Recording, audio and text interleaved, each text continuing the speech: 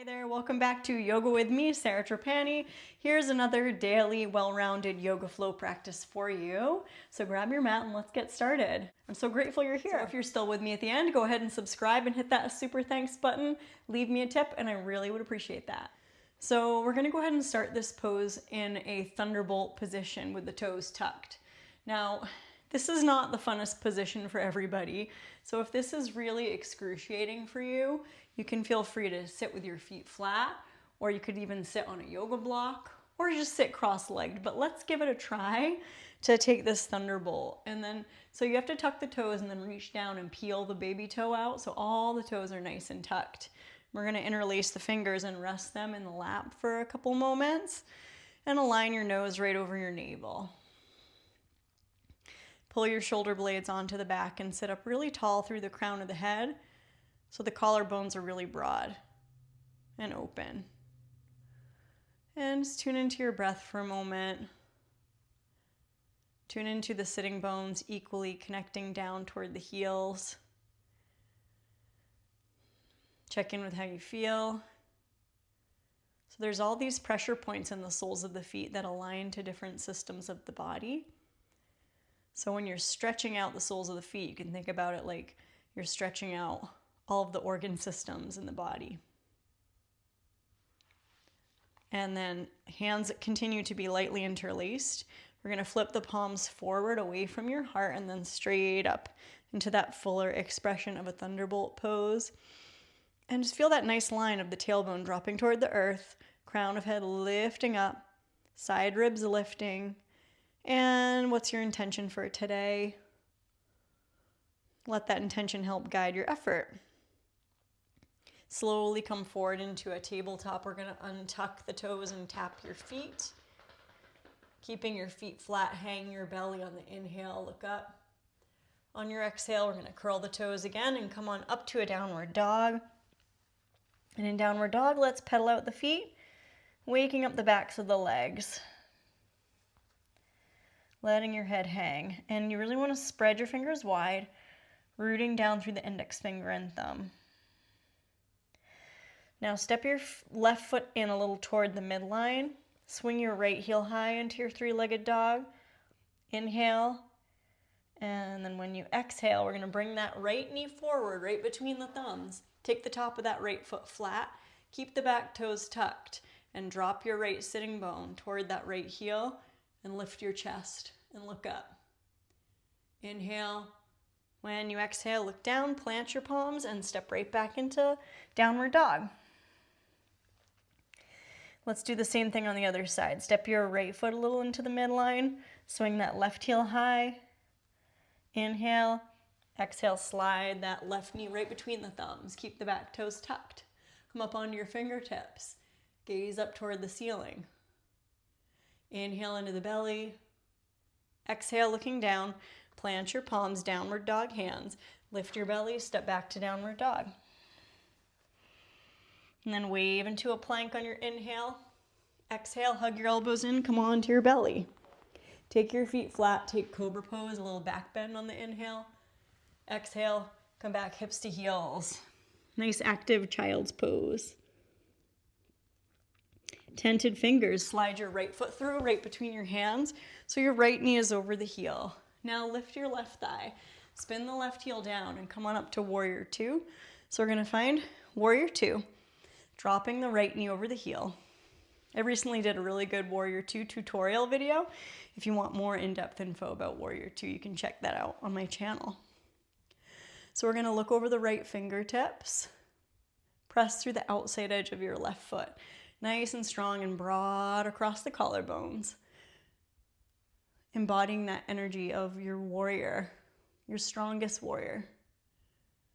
Now turn your right palm up, reach the right fingertips forward, then reverse your warrior. Left hand to left thigh, right arm sweeps up and over, and your left hand can slide down the outer thigh, or you can reach around and try to bind on the top of that right thigh.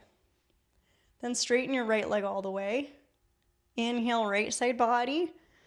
Exhale, bend your right knee and let's slowly cartwheel. Release your hands to frame that front foot. Swing the left heel over the toes. Step to plank. Lower all the way down on your exhale. Inhale, feet are flat, glide the chest through. Exhale, tuck your toes. Come on back to downward dog. It's nice to let the exhale empty out of your mouth once or twice. Shaking your head out, yes. And then we'll drift into a plank. Bring your knees down. When you exhale, hips to heels, toes are tucked. Tented fingers, slide your left foot through right between the hands, bringing your left knee over the heel. So you set the stage for your warrior two pose. Lift your right knee, spin your right heel down. It's heel to heel alignment. Cartwheel your arms up into warrior two. Strong warrior. Pelvis dropping, crown of head lifting. Collarbones extending out through each middle finger. Nice and strong. Tone core. One more moment, nice and strong here. Then start to reach from that left hip crease forward. Turn your left palm up, reverse your warrior. Right hand to right thigh, left arm sweeps up and over. Maybe able to slide that right hand around, try to bind on top of the left thigh. Then straighten your left leg all the way. Inhale, we're looking up toward the ceiling. Exhale, bend that front knee, slow cartwheel. Release your hands to frame your front foot. Swing the right heel over the toes. Plant your palms, step to plank. You can either go back to downward dog or lower down through chaturanga. Take your feet flat, cobra pose or upward dog. On the inhale, that's where you lift your knees, using the strength of your core and legs and arms. And then exhale, roll back, downward dog. Letting your head go. Inner thighs spiral up and back. Let's come down again into a tabletop pose. Now what I want to do here is extend your left heel straight back, open and stack the left hip on top of the right. So we're going to work with this Ardha Chandrasana variation. Right hand's about a little further forward of the shoulder. And flex and extend that left heel. So here we're going to really tone the core. And then reach your left fingertips away from that left heel. Challenge your balance. You can soften your right elbow a little bit. How would it feel to come all the way down on your right elbow and press your right hand away from that left heel? And then maybe touch those left fingers toward the ground. And you're peeking under that left underarm. Good. I'm making this up. I'm going to call it fallen half moon pose. Good. So really kind of engaging that outer left glute. Now we're going to start to look at your right hand. Keep those left fingertips extended. And then start to lower your left toes down and bring your elbows right underneath your shoulders. Good. And then kick your right foot back into forearm plank. Long line from middle fingers to elbows. Lift your belly, look toward your belly. And then bring your knees down, melt all the way down. And then open your elbows. Come down onto your belly and just wag your tail a couple times. Look forward. And then take your palms under your elbows. Come on up to tabletop. Let's do the other sequence of our half moon and our fallen half moon. So we're going to extend that right heel straight back. Find your bearings. I recommend that left hand being a little further forward of the shoulder. That can take a little strain out of the shoulder joint sometimes. Then we want really strong straight right leg, like you're stamping your right foot on the back wall. And then you could start to soften that left elbow and you're going to reach your right fingertips away from that right heel. Reaching long, long, long. And then you may be able to come down right onto your left elbow, forearm, and touch your right fingertips down toward the ground. And then you stretch your left hand away from your right heel. So the right heel lifts up a little more. And then we're going to start to roll that right hip down. Come onto your forearms. Tuck your right toes. Elbows are under the shoulders. Looking between your thumbs. Kick your left foot back into your forearm plank. Lift your belly. Good. And then bring your knees down. Now here, let's fan the fingers wide. Elbows under the shoulders. Find place to stay. Or we're going to lift the hips and come up into dolphin pose. So in dolphin pose, you're pressing the palms away from the elbows, shoulder blades are on the back, crown of head's hovering. And maybe it's fun to kick the right heel up and right toes down. Left heel up, left toes down. You can play with that a couple times. And then come down to the knees, bring your feet flat, take a child's pose. Forehead resting.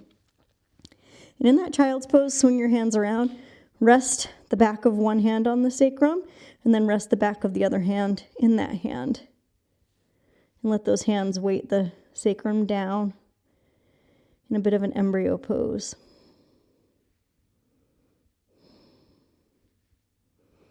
When you exhale, root those hands toward the tail. Pull the belly in and roll on up. Now stand up on the knees. Reach your hands into imaginary back pockets. I actually have pockets, so I'm going to put them in my real literal pockets. And we're going to lift up the heart. Look up. Engage your butt. Inhale, lift your heart. Exhale, toes tuck. We're going to sit back down into our thunderbolt pose. And then interlace the non-habitual awkward finger on top and press the palms up. We'll find thunderbolt pose again and just see how your body feels. Tailbone dropping, nose over navel.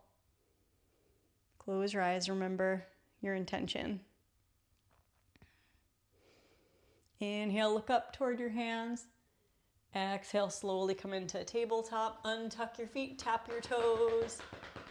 Walk your knees between your thumbs, cross your ankles, sit behind your heels, and then extend your legs out. And we're gonna tap the knees a little bit. Take some circles with your hands around your knee joint. And then lightly flex feet, pull your belly in, come all the way onto your back. Arriving on your back with feet about hip width distance, cross your right ankle on top of your left thigh, and then thread the needle, slip your right hand in between the space and the legs. Hands are in the left knee crease or the front of your shin for figure 4. And rock gently. Let your shoulders relax. Let your collarbones soften, open. Gently pressing the right knee away from your face. Then hug that left thigh towards you. Uncross, we'll do the other side. Left ankle on top of right thigh, thread the needle, coming into figure 4. Think of that spacious sacral plane, the triangular space at the base of your spine, shaped like an arrowhead pointing away from your chin. Pressing gently your left inner thigh away from your chin. Good. We're breathing. Feeling free to rock a little bit to loosen up that left hip. And then uncross, come into full happy baby, reaching for the outside of the feet, ankles or shins. Soles of feet face the sky. Evening out your hips. And then keep the happy baby legs. Interlace your hands behind your head. And we're just going to scoop up, elbows to shins, shins to elbows. Exhale all the way out. And then release your feet mat width distance apart. Nice open cactus arm, windshield wipers, side to side. Wring out your back. Knees go to the left, you look right. Knees go to the right, you look left. Flowing through that a few times. And then over the next few moments, do what you have to do to feel ready to come into a Shavasana. Maybe there's a final movement or pose your body wants to do. And when you're ready, find your way in a nice supportive Shavasana meditation where you do nothing for a little while.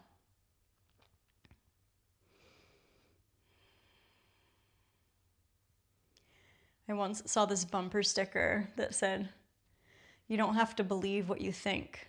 And I thought, oh, that's funny, because it can be interesting to observe your thoughts and notice how those thoughts contribute to your emotional state. How do they contribute to the way you show up? How do they contribute to the person you want to be? So there's this kind of understanding that we don't have to totally identify with the thoughts. We can be curious about where the thoughts are originating from And we can learn to trust in our own intuition, a sort of deeper inner knowing, your gut feeling. And the thoughts are a tool as well. But it's the intuition that observes openly and with curiosity the thoughts, and how do those thoughts shape you, shape your actions, shape your day, shape your mood. We can have the freedom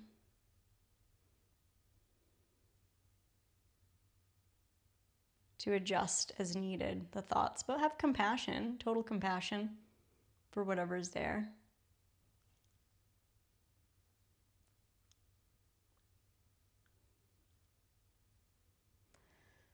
Starting to come into your gratitude practice, think about anything you have to be grateful for, so you're choosing what you want to invite in and letting go of what you want to release.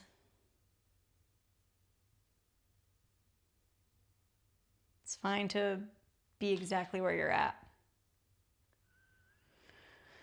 Now go ahead and reach your arms overhead, take a nice reset, big full inhale. You can exhale, hug the knees in, and find compassion for wherever you're at today, allowing everything to be as it is,